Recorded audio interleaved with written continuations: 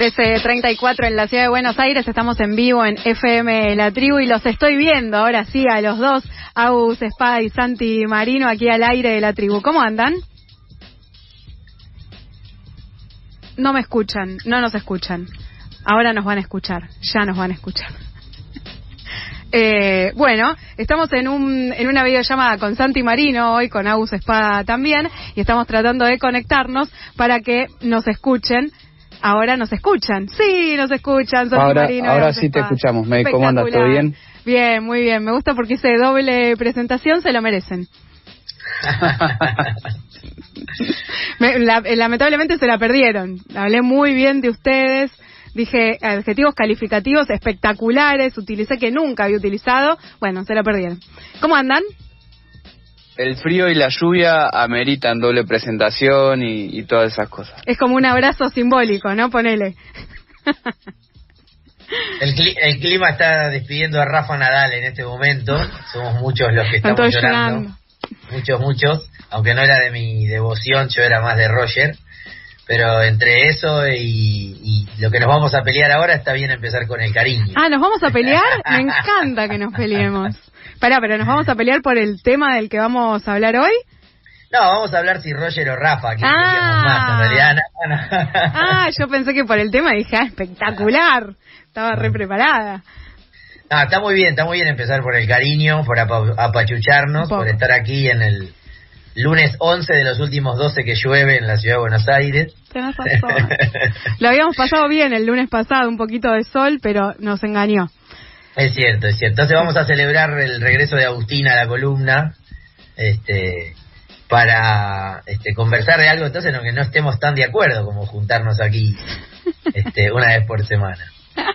Bueno, en realidad es puro prejuicio, no sé, porque te extrañamos, no, sí, pero te extrañamos mucho, Agus, porque las semanas pasadas también la semana pasada fue sobre inteligencia artificial, pero la anterior hablamos mucho sobre plataformas, streaming y demás, y la verdad que te nombramos mucho porque te extrañamos. No será obviamente la última columna sobre el tema, así que bueno, solo eso, para que te sientas extrañado.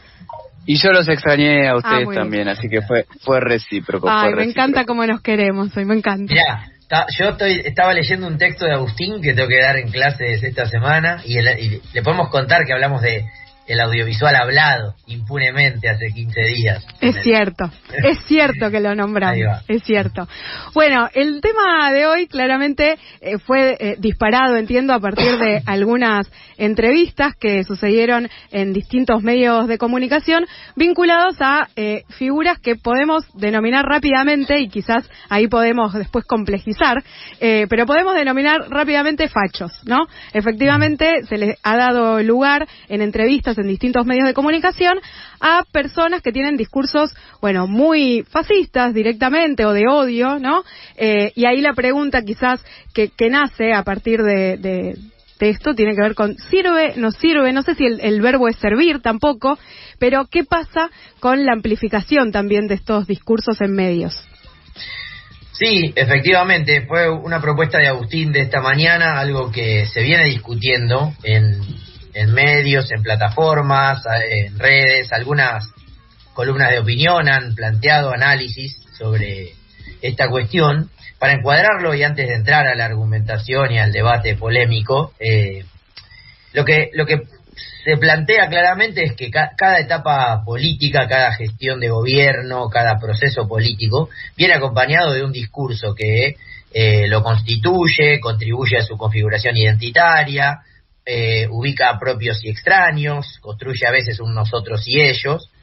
El gobierno de Javier Milei no es la excepción, y puede haber una propalación de un discurso oficial desde usinas oficiales y paraoficiales, ¿no? Esto, en general son más exitosos cuando no son solo sostenidos por funcionarios del gobierno. Y entonces en esa línea, desde hace un tiempo esta parte, incluso antes de la llegada de Javier Milei al gobierno, de la asunción el 10 de diciembre del 2023, hay un discurso sostenido desde ese proyecto político. Recordemos que Milei fue elegido en el año 21 como diputado nacional, que hay un crecimiento de la de la derecha extrema, libertaria, digamos, con distintas configuraciones identitarias, desde el pie, que viene creciendo con la capacidad, y viene incorporándose al juego político. Algunos investigadores han analizado desde su trayectoria cultural hasta su desarrollo político, y se plantea la novedad que vino para quedarse, podría no ser una cuestión efímera, que tiene una versión argentina de un proceso que es mucho más amplio, que sucede en otros países, en Europa, con más o menor éxito e inserción institucional, en Estados Unidos, con el gobierno de Trump y la posibilidad de ser reelecto este año. Entonces, en ese contexto, hay una serie de voceros que, insisto en la idea, no pueden no ser oficialistas, pero sí pueden no ser oficiales, pero sí oficialistas, que, entre otras cosas, se encuadran bajo el concepto veloz de fachos, que vienen a discutir cuestiones que parecían indiscutibles en algún punto, desde la cosmovisión imperante respecto a la dictadura militar, el desarrollo de el proceso judicial contra los militares, hasta la despenalización del aborto, pasando por todos los lugares que quieran. Y entonces, en esa línea, estos productores de discurso que tienen su propia visibilidad, porque muchos son bestsellers, son grandísimos escritores y vendedores de libros, incluso también hasta por fuera de las marcas mainstream, de la industria claro, editorial, pero también del espacio audiovisual hablado, digamos, ¿no? Son exitosos streamers por fuera también del mainstream, se han instalado y atraviesan un proceso de cierta legitimación en las entrevistas de los medios, que habilita esta pregunta, que puede tomar la forma de si sirve o no debatir con fachos, o si eso implica, por ejemplo, y creo que adelanté un poquito mi posición, que era lo que no quería hacer en la presentación, de cierta legitimación de estos discursos. Por ahí pasa, Agus, ¿no? Sí, creo que lo hemos hecho en otras ediciones de Fuerte al Medio. Hay que trazar dos ejes de la discusión, ¿no? Como un cuadro de doble entrada, donde un eje lo marca el me gusta, no me gusta, las entrevistas, la participación, la inclusión de personas fascistas, o que tienen un discurso retrógrado, o que tienen un discurso cancelatorio, ¿sí?, de otros discursos, y él está bien o él está mal, ¿no? Digamos, me parece como que son dos cuestiones que muchas veces se intercambian, pero que es importante tenerlas en cuenta al momento de entablar esta discusión. ¿Por qué? Y yo acá adelanto mi opinión. A mí la mayoría de esos discursos no me gustan, pero no es relevante el gusto, sino que es relevante, como decía May al principio, qué es lo que sucede y qué efecto y qué capacidad de producir efectos tienen esos discursos sobre la sociedad. Y cuando estamos hablando de discursos de odio, de discursos de discriminación, de discursos cancelatorios o estigmatizantes, el rol de los medios de comunicación no tiene que ver solamente con dar a conocer la existencia de esos discursos, sino que tiene que ver con discutirlos, ¿no? Porque si no, me parece a mí que un recurso que es válido, que es el lugar de los medios de comunicación, de distintos programas, de distintos conductores, de interactuar con esos discursos y con esas personas que efectivamente estaban ocultas en la opinión pública, y en muchos casos estaban también invisibilizadas, o también estaban caricaturizadas de los medios tradicionales, y hoy se encuentran con que son mainstream y son oficialismo, son gobierno. Hay una frase de Rebord que me parece absolutamente lógica, ¿no? O sea, ¿cómo no vas a interactuar con ellos si son gobierno? ¿No? O sea, ¿cómo haces para quitar de la discusión de la opinión pública al partido gobernante, a los distintos representantes de ese partido e incluso a funcionarios, ¿no? El problema, me parece a mí, de lo que estamos discutiendo es la postura ante esos discursos, y no porque haya que tener una postura de oposición a esos discursos, sino que tiene que haber una postura de interés público y tiene que haber una postura de responsabilidad social del lugar que se ocupa desde los medios de comunicación al momento de interactuar con este tipo de discursos y con cualquier otro tipo de discursos que fomente o que llame al odio, a la discriminación, a la segregación y a la estigmatización. Claro, porque, perdón, Santi, pero una de las cosas que en alguna de esas entrevistas se veía era como un dejar hablar, ¿no? Y quizás en ese dejar hablar hay como un problema, porque bueno, también ahí para mí la pregunta que aparece es que hay un hecho noticiable, ¿no? Porque no es una persona que pertenece al Ejecutivo, digamos, no es un funcionario del gobierno, pero sin embargo, bueno, pertenece como a esos satélites, digamos, que están alrededor de las figuras del gobierno actual. Sin embargo, lo invitás, lo dejás hablar y algún tipo de no sé, de pared le tenés que poner a esos discursos, tenés que poder interactuar con esos discursos, como bien decía Agus, pero con un poco de información. Sí, ahí yo mientras los escuchaba, tanto a Agus como a May, recién pensaba en que se mete un elemento en la discusión que si finalmente terminamos discutiendo performances de los periodistas mainstream, ¿no? Sí. Pero antes de eso quería hacer una aclaración, que es esto que bien planteaba Agustín, que sería el primer acuerdo de la columna, que es el bloque me gusta, no me gusta, vale 0 en este caso. El bloque está bien, está mal, es central. Y en ese está bien, está mal, habría una adenda que estaba planteada al pasar por Agus, que es necesario plantearla claramente, que es, no hay dudas que los que son funcionarios tienen que ser interpelados por parte de los medios. Y a veces son funcionarias personas que tienen discursos así de fascistas, por esquematizarlos, ¿no? Uh-huh. Y eso, bueno, pero no implica que puedas evitar, entonces. Puede ser funcionario, puede ser un legislador, claramente. Después está esta cuestión que planteaba, retomando la idea de Rebord, que es, obviamente, cuando sos gobierno, sos mainstream político. Entonces, o sea, ser gobierno no implica ser funcionario necesariamente. Hay voceros, hay vocerías, hay construcciones discursivas que sostienen al gobierno, que la llevan adelante personas que se dedican a eso y que no están en el funcionariato, o no todavía, digamos, ¿no? Yo no tengo ninguna duda que el año que viene una de las listas libertarias la va a encabezar Agustín Laje. Eso es una cuestión mía, puede fallar, digamos, no importa. Entonces ahí la presencia podría contribuir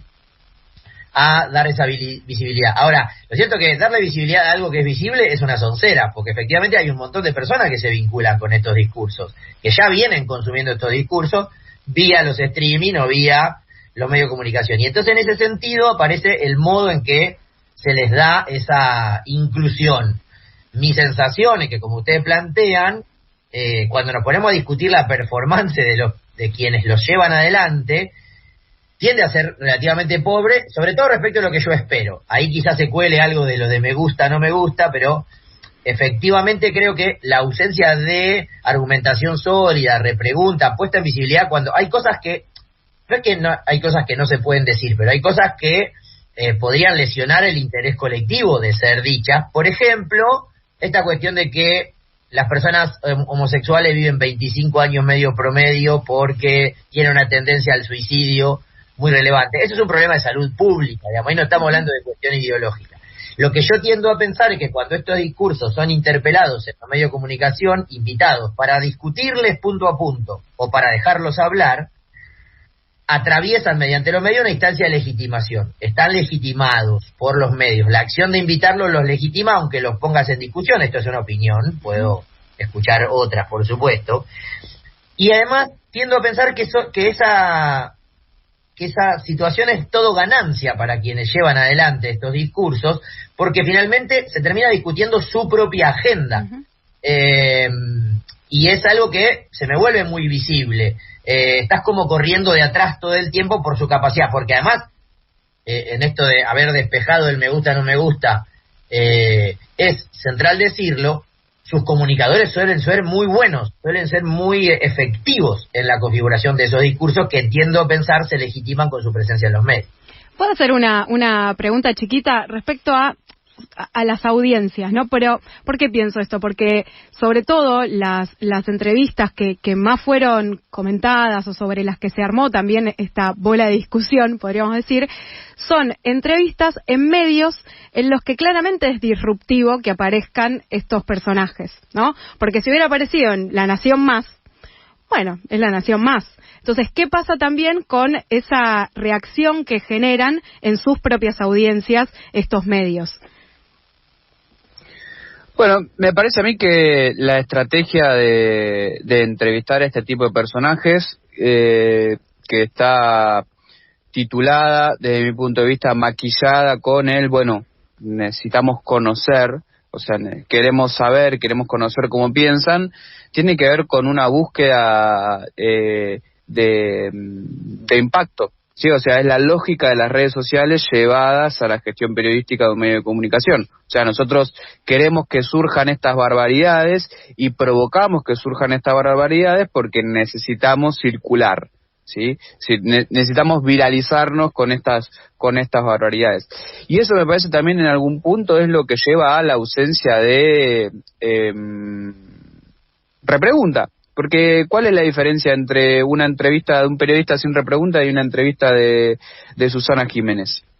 O sea, si el entrevistado se va a sentir cómodo y va a poder decir lo que quiera sin tener que presentar datos o sin ser expuesto a contradicciones o sin ser repreguntado sobre esas cuestiones, el rol del periodismo queda absolutamente desdibujado. Yo por eso pienso que en relación a lo que dijo Santi, difiero en dos cuestiones. La primera es que no coincido en que estos discursos estén absolutamente visibilizados, porque que circulen por redes sociales no quiere decir que los conozca la mayoría de las personas.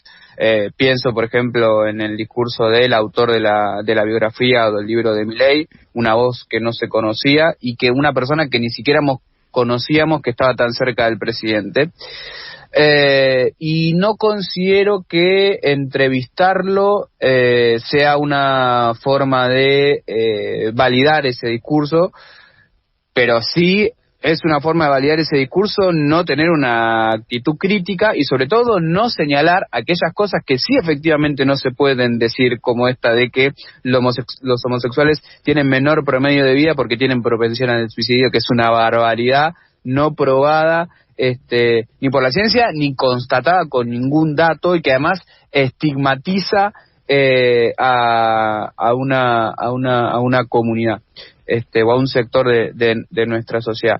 Me parece que, a ver, es una discusión fina, es una discusión donde me parece que ambas posturas, por decirlo de alguna manera, la de Santi y la mía en este caso, de si entrevistar o dar micrófono es legitimar, tienen problemas de argumentación, es decir, se pueden rebatir, pero que apuntan sobre lo mismo, ¿no? O sea, sobre la peligrosidad, mejor dicho, sobre el peligro que tiene la circulación y la amplificación validante de este tipo de discursos.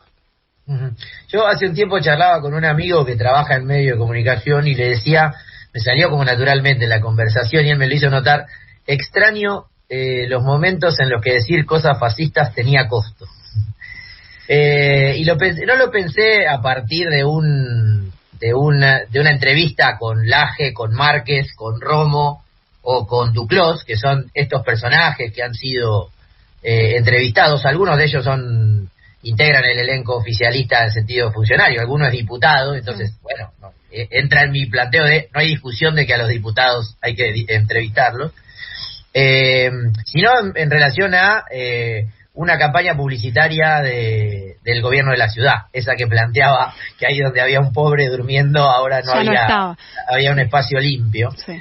Pues me parece que tiene que ver con un contexto general, me parece que tiene que ver con esta posibilidad de que todo sea dicho sin ninguna responsabilidad, y hay un hilo conductor entre una campaña que pasó un montón de filtros y nadie se le dio cuenta que ahí había un discurso de eliminemos al pobre porque es feo o porque molesta, y eliminemos a los homosexuales porque se suicidan, digamos.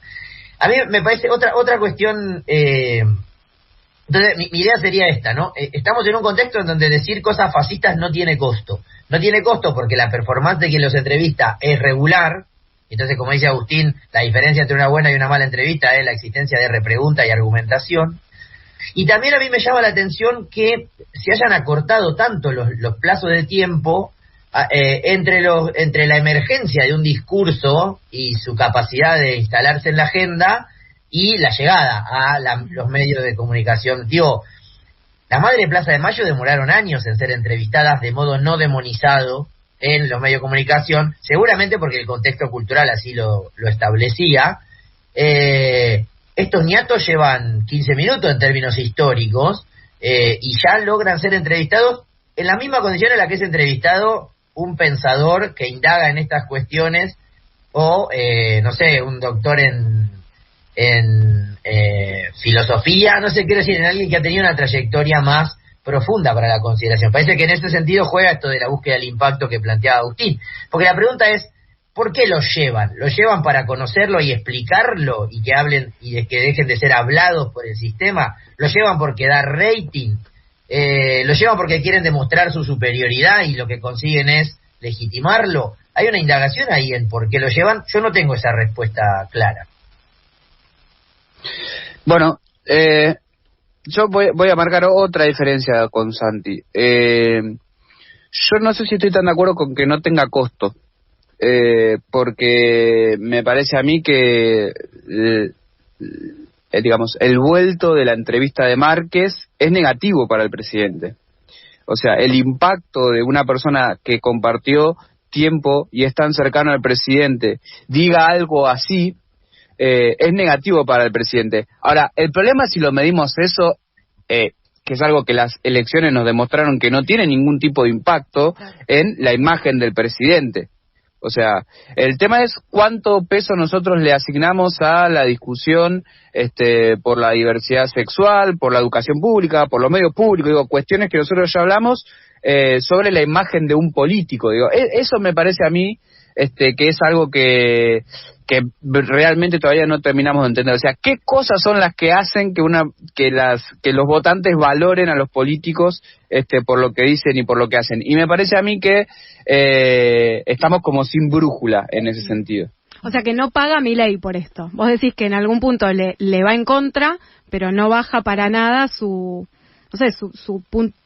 buena puntuación como presidente, por ello, como político, su imagen. Bueno, es que Milei nos llena de contradicciones, porque hizo una campaña diciendo muchas barbaridades, y a los votantes, vos le preguntabas si estaban de acuerdo con muchas de esas barbaridades, a los votantes de Milei, y decían que no estaban de acuerdo, pero que le iban a votar por otras cuestiones, y hoy parece que la cuenta sigue dando bastante similar en ese sentido, ¿no? O sea, pareciera que hay cosas de la agenda pública sobre la que incluso los votantes de Milei, digo, por ejemplo, la universidad pública, ¿no? Y la educación pública esta marcha. Incluso sobre la que hay votantes de Milei que están en contra de lo que hace y lo que dice el gobierno de Milei, pero que no lo llevan a pensar en contra del gobierno o incluso de la imagen del presidente. Claro. Yo, así Agustín se dedica a ir marcando nuestras diferencias, yo voy marcando nuestras coincidencias. Por ejemplo, pero qué dupla, ¿no? Que vamos tirando paredes. Concuerdo que no hay brújula, o que la brújula anterior está rota, claramente. De hecho, pienso en otra evidencia empírica que sostiene esta idea. Muchos se reían de qué poca gente fue a acompañar la asunción de Milei o el 1 de marzo, y sin embargo el ñato no cae según las encuestas que miden su imagen pública, no cae tras 5 meses. Aparentemente había poca gente en Córdoba el otro día, medido según no sé qué.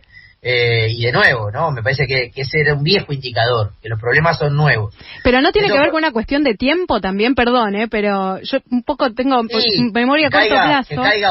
Que caiga o no la imagen pública del presidente, puede ser. De hecho, uno podría pensar, bueno, a lo mejor no cae, y no cae porque van 5 meses, pero los primeros meses de los gobiernos anteriores los techos eran mucho más altos, el 50%. Claro. Pienso, hay una excepcionalidad que es Alberto Fernández en el medio de la pandemia, la primera semana, pero en general tampoco hizo pico tan alto como pudo haberlo hecho Macri. Pero en cualquier caso, puede ser, las respuestas son múltiples a las cuestiones. Lo que yo tiendo a pensar es que el indicador del apoyo no tiene brújula esta vez. Lo que sí sostengo mi planteo, o sea, me sostengo en la idea de que es contextual esta posibilidad. Y pienso en discutir esto del costo, porque así como va Márquez a una radio muy escuchada y con capacidad de circular, porque no es la radio más escuchada, Radio Con Voz, y donde la entrevistan durante 1 hora y argumenta, pero después eso circula y se viraliza, un funcionario del gobierno, el secretario de culto, va y dice que los conservadores en Argentina tienen que recuperar la capacidad de agenda y no solo en contra del divorcio. Claro, la ley de interrupción del embarazo, sino el divorcio vincular, digamos, ¿no? Y tampoco tiene costo. A ver, sí, no fue el otro día al Tedeum, pero no va a renunciar a... Bueno, pero perdón, Santi, pero digamos, son discusiones que están en la agenda pública, esas. ¿El aborto, o sea, el divorcio vincular? ¿Derogar el divorcio vincular está en la agenda? No, el divorcio no, pero la cuestión del aborto sí, digamos, o sea, no por nada tenemos ley de la interrupción voluntaria del embarazo hace poquito, y en una votación peleada. No, está bien, y además digo, o sea, sucede eso de un lado, y del otro lado, la expresidenta que se puso un vestido verde para la votación, sale a decir que no es feminista. Digo, está todo, porque si no también dar las discusiones por cerradas lleva a que eso después emerja con mucha más fuerza. Digo, obturar el debate. Digo, ¿lo quieren volver a debatir? Bueno, volvamos a debatirlo, volvamos a argumentar, y no, pero no digo sobre la interrupción voluntaria del embarazo, pero digo, también es necesario refrendar el valor social de los argumentos. Digo, porque si no, nos volvemos conservadores nosotros. Como cuidar la quintita, decís. En eso, digamos, eso sí es interesante pensar, lo que tiene que ver con cuando un discurso se vuelve hegemónico e impone las condiciones. En eso estoy totalmente de acuerdo, digamos. Creo que esta idea de que una porción de la manifestación de cierta rebeldía que puede mostrar la juventud hoy te vincula más con un proyecto como el de Milei que con otro, yo lo tengo claro. Tiendo a pensar que un debate absolutamente polémico por forma, porque con el aborto uno está de acuerdo o en desacuerdo, no se está un poquito de acuerdo o en desacuerdo, y que tiene poco tiempo de su consolidación institucional, sigue abierto y es polémico. Lo que me advierte es cómo se tironea desde esa discusión abierta en un contexto que habilita decir casi cualquier cosa para ir a discutir el divorcio vincular desde una mirada, y además que me llama la atención, ya nadie se presenta, no sé si se autopercibe. Hoy es piantaboto decir que sos progre, está mal, digamos, péguele al progre. Y lo deben tener merecido. Si quieren uso el nosotros inclusivo y no me hago el hit. Ahora, presentarse como conservador para abrir una discusión tan antigua como... Porque yo entiendo hasta la discusión de la educación pública, a pesar de la distinción entre voto a Milei, pero no estoy de acuerdo con su planteo de qué hacer con las universidades. La discusión por la educación pública estuvo presente en la ciudad de Buenos Aires en los 16 años que lleva gobernando el macrismo. Sí. Pero ir a tironear hasta allá y presentarse como conservador, para mí es una novedad histórica muy significativa. Más allá de que no pasa, o sea, ¿qué va a pasar si el Teñato presenta un proyecto para derogar la ley de divorcio vincular? Nada, no va a pasar nada, pero... digo, porque las personas... Estamos hablando del primer presidente soltero. También es cierto. No, y también hay una estrategia de esto de tirar, ¿no? Como una máxima muy improbable para ir recuperando esa cancha que han ido perdiendo en términos conservadores, ¿no? Digo, en una gran lista meten el divorcio, meten la legalización del aborto, así, una gran lista. Bueno, no, pará, el divorcio no, pero el aborto quizás lo podemos discutir, bueno, es cierto. También es interesante pensar esto que dice Agus. Es el primer presidente soltero. Hubo 2 mandatos de una presidenta mujer y las condiciones económicas de las mujeres en la sociedad no variaron tanto, ¿no? No sé. No mejoraron su situación las mujeres fruto de que una mujer fue su presidenta. No, vos decís que la característica del presidente o la presidenta no necesariamente se trasladan a políticas públicas. Porque es una decisión, porque las transformaciones en la vida de las personas vienen de decisiones políticas. Como política es la decisión de hacer una entrevista a un ultraconservador en tu radio. Sí, también pienso que es soltero, pero bien que en la campaña estuvo en pareja. O nos contaron que estuvo en pareja. Absolutamente, sí, absolutamente. Quizás, pero, ahí midió que no pasaba nada si quedaba soltero. No, que claramente, por eso digo, o sea, hay lo que me parece que tenemos que discutir, y me parece que el periodismo, sobre todo cierto periodismo, pierde o perdió la capacidad de medir, es qué cosas realmente le interesan a la sociedad.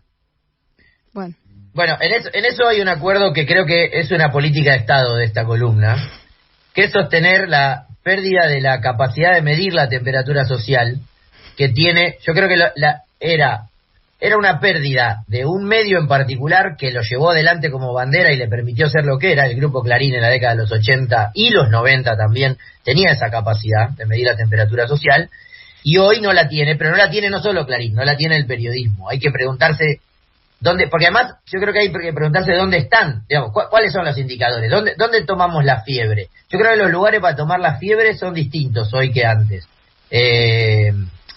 No sé, no alcanza con caminar la calle para encontrar esos indicadores. Me parece que no solo perdimos la brújula, sino también los lugares donde hay que ir a buscar esas mediciones. Pero puede ser un punto de coincidencia. Cierro con esto, porque me parece que la lógica del interés es en contradirección de la reacción. O sea, el enojo, la alegría no tiene que ver con el interés, y hoy los medios de comunicación producen contenidos pensando en la reacción y no en el interés.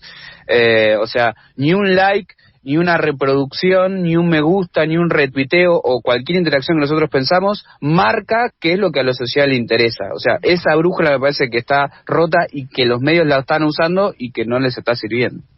Sí, totalmente, porque de hecho, con esto cierro también, los medios no se sorprendieron solamente con el triunfo de Milei, se sorprendieron con que esa noche en el Obelisco hubiera gente festejando, además, y hay buenas crónicas sobre esa situación.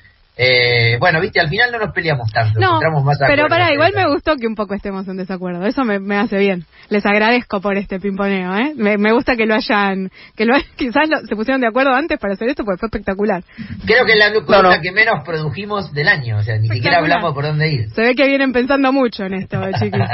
Che, nos encontramos la semana que viene, ¿les parece? Porque obviamente esto va a dar tela para seguir cortando, y como siempre, nunca no hay temas en agenda para Fuerte al Medio. Hoy están sobrando los temas, chicos. Sobran. Eso es lo que tengo que Construimos la agenda mientras vamos haciendo las columnas y es una carpeta interminable de archivos abiertos. Espectacular. Santi Agus, un placer como siempre. Nos encontramos la semana que viene.